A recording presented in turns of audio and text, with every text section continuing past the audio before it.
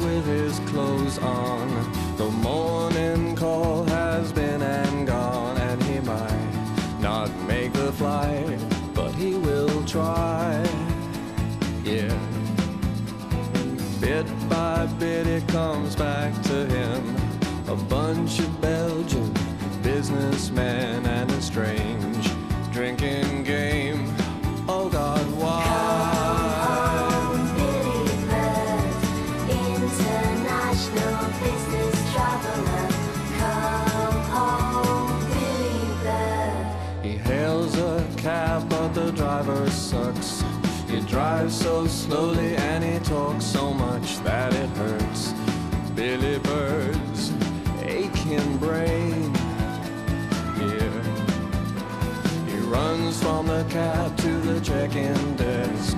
She says no way, but William begs on his knees, please, please, please. Well, okay. Come home, Billy Bird, international business traveler.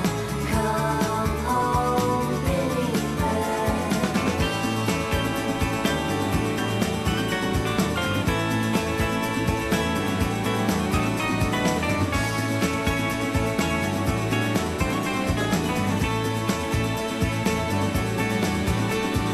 Drenched in sweat, he finds his seat, and with the luggage squeezed down beneath his feet, he begins to think that things can't get no worse. But then a voice says bags that can't be stowed in the overhead lockers must go below in the hold. Please let go. Thank you, sir. Home, Billy Bird, international business traveler. Come home, Billy Bird. Come home, William. Come home. He runs on past the carousel, screaming, damn my luggage, all the hell I can buy a new shirt and tie any day.